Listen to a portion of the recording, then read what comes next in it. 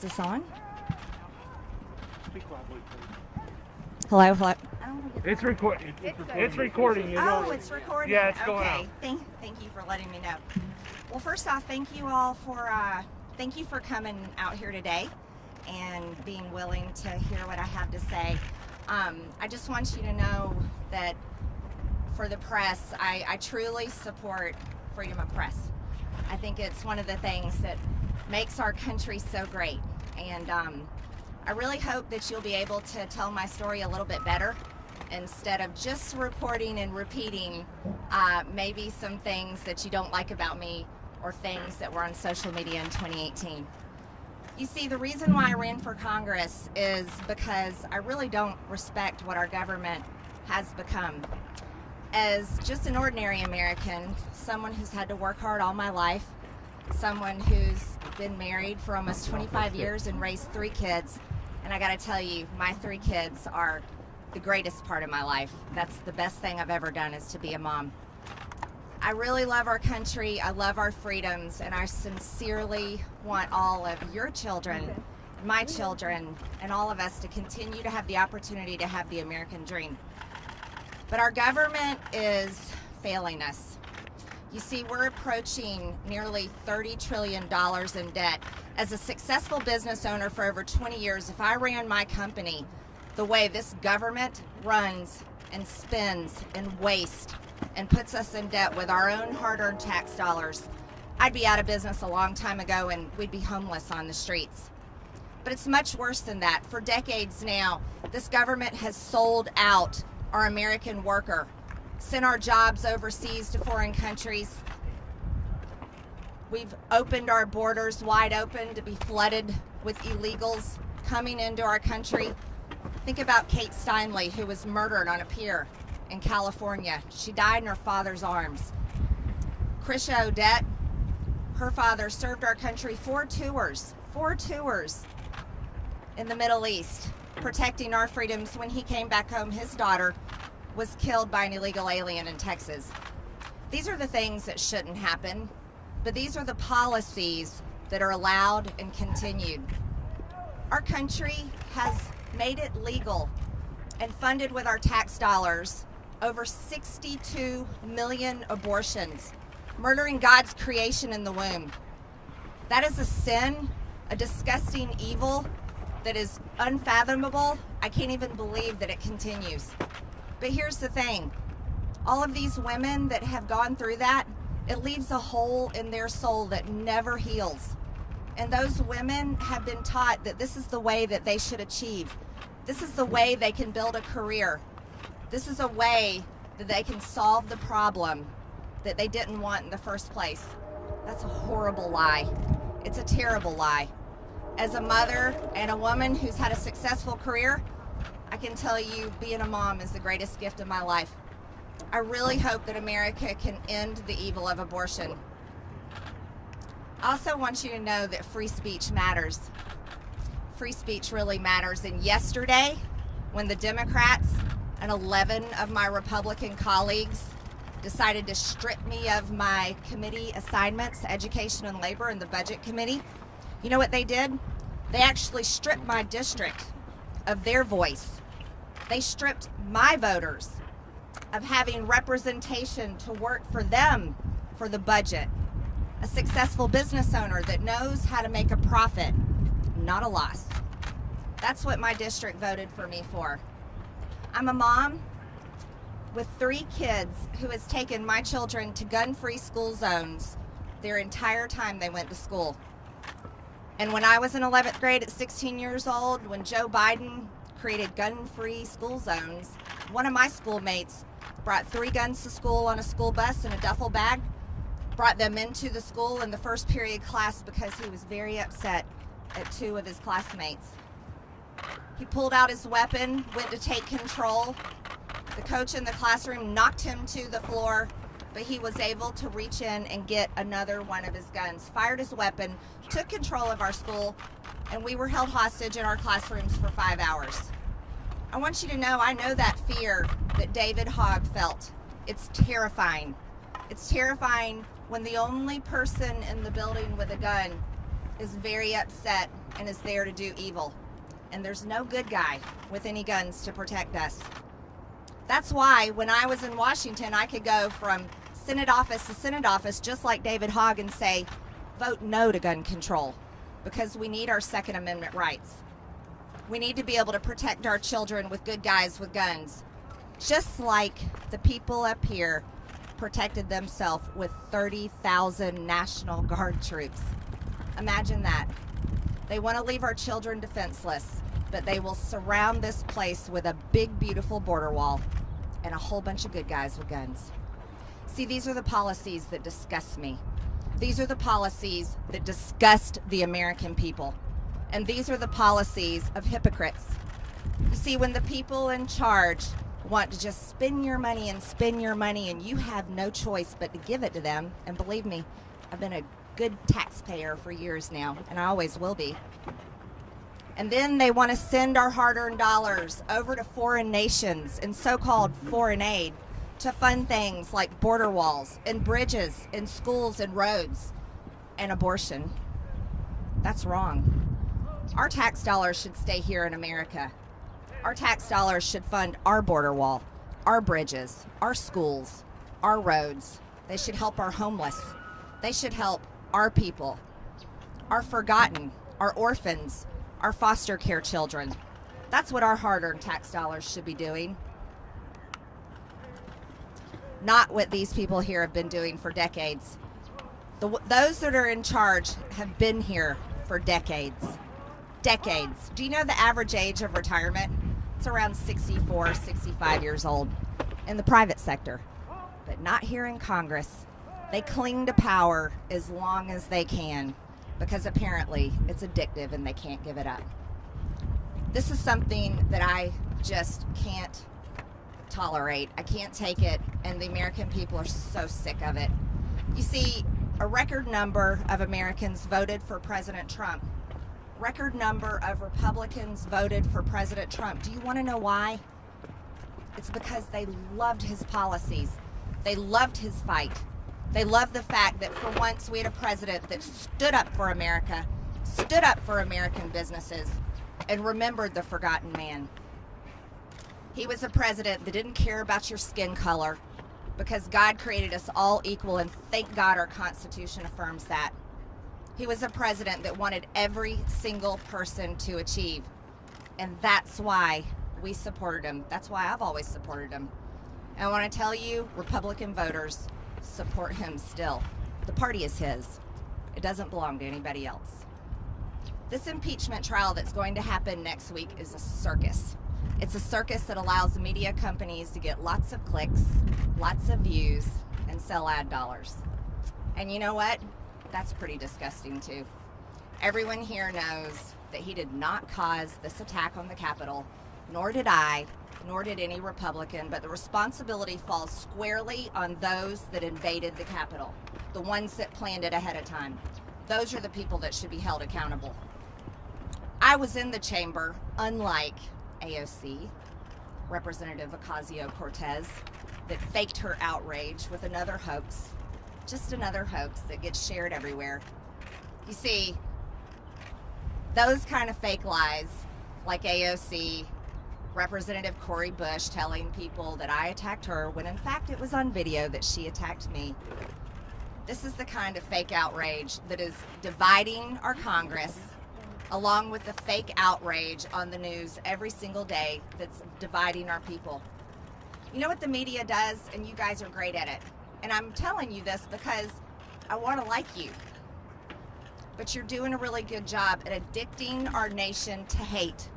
Teaching people to hate people like me, President Trump, and then on the right it's the same way.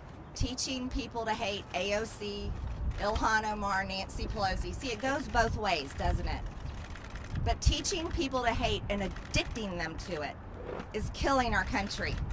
It's causing people to no longer be friends, families to no longer talk to each other, even husband and wives getting divorced, parents not talking to their children, and the other way around.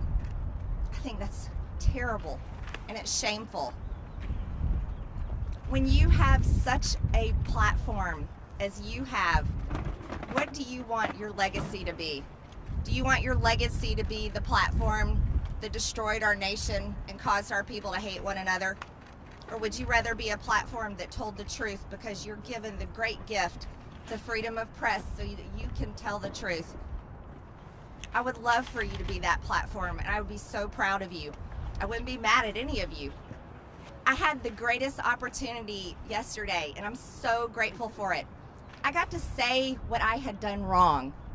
And do you know how freeing that is? I'm not kidding. I seriously feel blessed by God because I got to do it on a world stage. I got to say, I said things wrong. I believe things that were wrong. And you know what? I'm so happy I got to do that. My district is thrilled with me. People are all over the country are thankful and supporting me. And for that, I'm grateful to them. None of us are perfect. And when we go about our life thinking that we are, we're such hypocrites. Truthfully, we really are. If we think we're perfect and can judge one another, that's such a mistake. So going forward, I've been freed. I do. I feel freed because you know what's happening on these committees? You see, we have basically a tyrannically controlled government right now. The Democrats. We've got Joe Biden writing executive order after executive order, sign him, doing whatever he wants up there in the White House. We have Nancy Pelosi leading the Democrats in Congress to do whatever they bail bond links to get the criminals out of jail. But they want to kick me off committees for social media posts that were conspiracy theories. That's pretty hypocritical. You see, the American people won't forget because they're still reeling from the devastation of this past year, where cities were burned, people were attacked, police officers still dealing with it, attacked night after night. They take that home with them and it hurts their families. Occupying federal buildings, taking over police precincts, so much damage, tearing down statues and monuments, erasing our history. This is what has happened. I do not condone what happened on January 6th. It was one of the scariest days of my life, next to being held hostage in a gun-free school zone when one of my fellow students took it over with a gun and no one protected us. No one could. It was terrible. So I'm going to ask all of you, think about what you report. When you're on the news calling riots peaceful protest, the American people are disgusted with you because you're lying. When you're promoting people that protect these things and want to continue it, people are sick of it. They're fed up because they lost their businesses and they may have gotten hurt, and they're tired of being attacked because they want to wear a red hat that says "Make America Great Again," or they voted for Trump and we're proud of it. Things have got to change. And I tell you again, I'm fine with being kicked off of my committees because it'd be a waste of my time. You know who I am. I'm a very hard worker and I'm proud of it.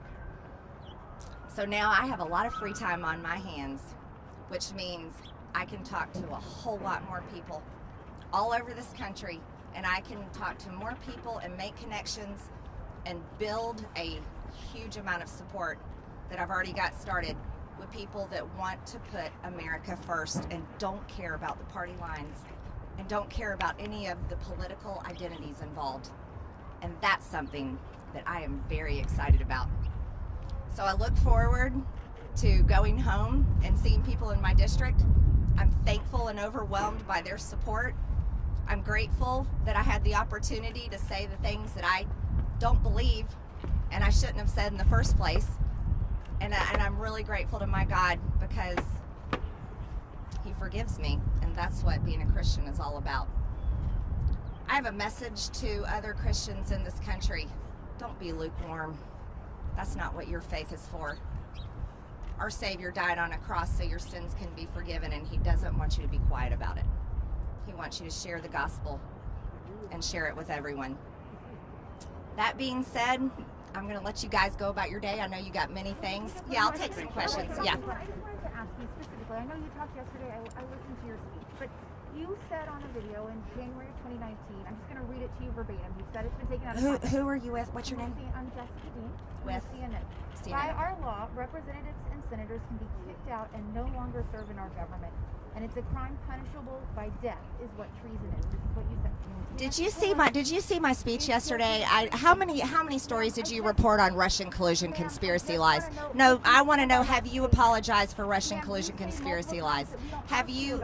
I don't have to. Do you stand by the fact that you said Nancy Pelosi is guilty of treason, and that's I think you heard my speech yesterday. You owe the people an apology. You lied about President Trump. You owe the people an apology. I've done mine yesterday.